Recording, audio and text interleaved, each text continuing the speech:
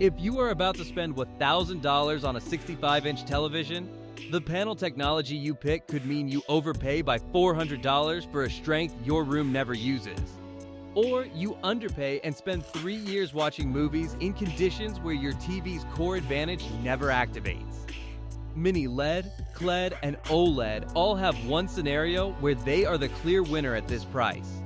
They also each have a scenario where they are the wrong purchase entirely. The salesperson at Best Buy is not going to ask you the question that determines which one fits your home. That question takes about 10 seconds to answer, and it changes everything about this decision. Subscribe before we go any further. Next week, I am covering the $1,000 TV timing mistake, the specific pricing window that exists right now in 2026 and when it closes. You need to know that before you buy anything. And here is today's comment question.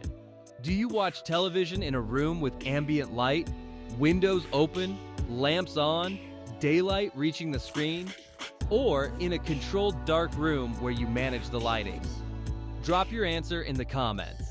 That single answer determines which of the 3 technologies in this video is right for you.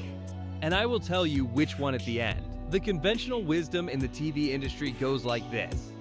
OLED is the gold standard, QLED is for bright rooms, and basic LED is for people on a budget.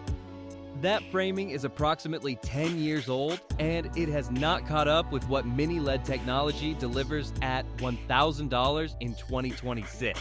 Here is what that conventional wisdom costs a buyer who follows it. The old argument runs like this. Perfect black levels, infinite contrast, the picture that professional reviewers use as the reference.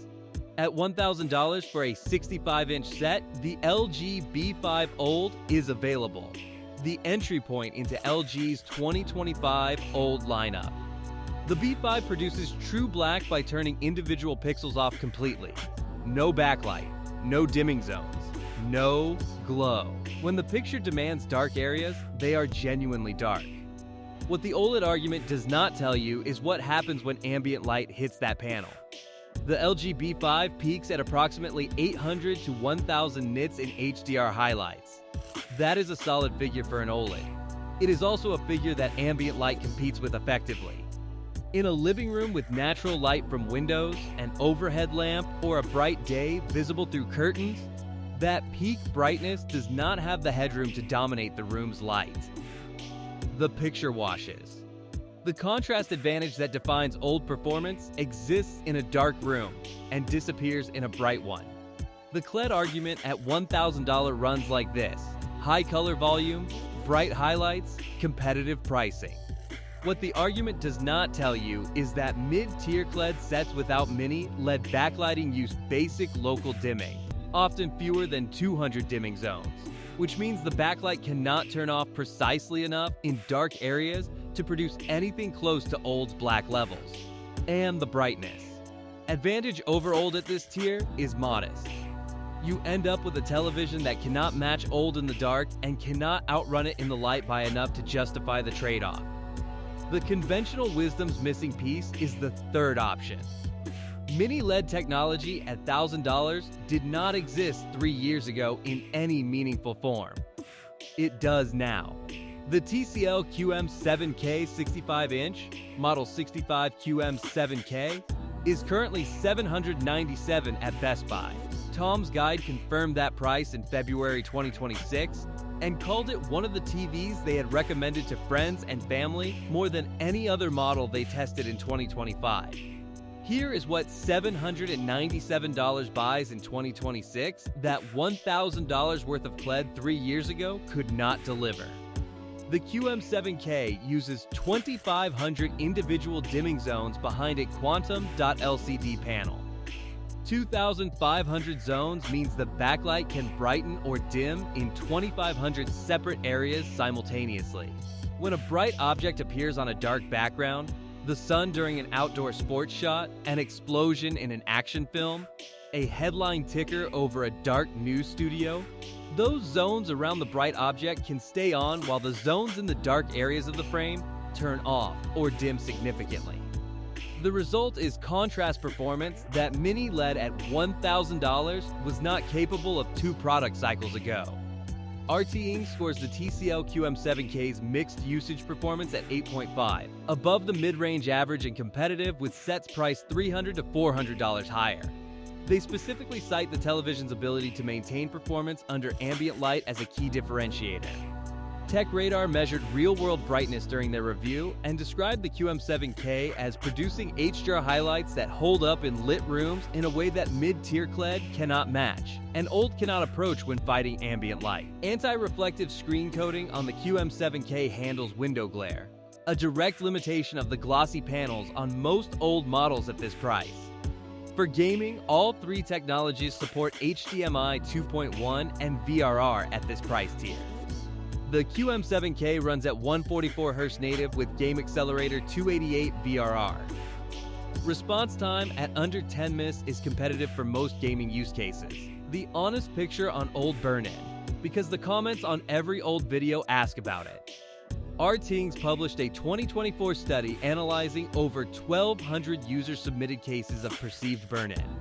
The confirmed permanent burn-in rate was under 2% of surveyed OLED owners. Nearly all documented cases involved extreme static content, news channels running logos for 10 or more hours daily, television sets used as computer monitors with persistent taskbars and interface elements. For a viewer watching a mix of movies, streaming content, sports, and scripted television, the measured risk is low. This is a meaningful change from 5 years ago. Modern OLED TVs include pixel shifting, logo dimming, automatic brightness limiter, and scheduled screen refresh cycles. The 2025 LG B5 ships with all of these features active by default. Burn-in is a legitimate consideration for specific use cases, daily cable news watching, gaming with persistent HUDs at maximum brightness for extended sessions, but it is not the universal risk it was positioned as when OLED entered the consumer market. Before the specific recommendation, one more piece of information about mini LED viewing angles that reviewers bury in the back of their test results and most buyers never see. Mini LED's performance advantage holds directly in front of the screen. Off-axis, meaning seated well to the side of the television rather than directly in front of it, color saturation and contrast both degrade more than they do on an OLED panel. TechRadar flagged this specifically in their Hisense U8QG review, noting that off-axis uniformity was a meaningful limitation for wide seating arrangements. The same limitation applies to the TCL QM7K. If your primary seating is directly centered in front of the screen, this does not affect you. If your household has a wide couch arrangement where viewers sit at significant angles to the screen, the OLED's viewing angle advantage is real and worth factoring. Here is the complete recommendation at the $1,000 price point for 65 inches in 2026. For most buyers, watching in a room with any ambient light, any windows, any lamps, any daytime viewing, the TCL QM7K at $797 is the correct choice. The 65 QM7K uses a QD mini LED panel with 2,500 dimming zones, 3,000 nits peak brightness per TCL specification, 144 Hz native refresh rate, Dolby Vision IQ, HDR10+, game accelerator 288 VRR, 4 HDMI inputs including 2 at HDMI 2.1 bandwidth, and Google TV. It outperforms every mid-tier QLED at this price on brightness, contrast, and HDR impact in lit condition. It beats the LG B5 OLED in any room where light competes with the screen. And it costs $200 less than the $1,000 budget, leaving room for a soundbar upgrade or the knowledge that you did not overspend. For viewers who watch in a genuinely dark room, dedicated viewing space, controlled lighting, lights-off evening sessions, the LG B5, OLED at approximately $999 on sale, delivers the picture that mini LED cannot match in those conditions. Perfect black levels, no haloing, shadow detail that mini LED with 2,500 dimming zones approaches, but does not replicate. The Alpha 7 AI processor Gen 7 handles calibration and upscaling. Dolby Vision, Dolby Atmos, and Filmmaker mode are all present. The burn-in risk under normal varied viewing habits is under 2% based on RTings 2024 user study across 1,200 reported cases. For a mainstream viewer watching mixed content, that is not a reason to avoid OLED at this price. It is context for one specific use case where caution is warranted. Both models are linked in the description using Amazon affiliate links, no extra cost to you, and that is how this research stays funded.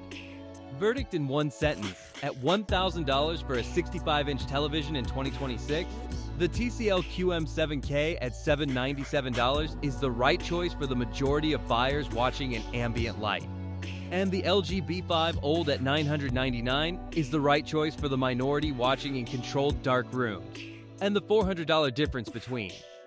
Buying correctly and incorrectly for your conditions is real money on the wrong decision. 3 checks before you buy. First, stand in your viewing room at the time of day you most often watch television and look at what the light is doing. If you can see the room around you, you are in ambient light conditions, and the mini LED wins. Second, if you are considering OLED, ask whether your primary use involves news channels or gaming with persistent on-screen UI elements for extended periods. Both are elevated burn in risk cases.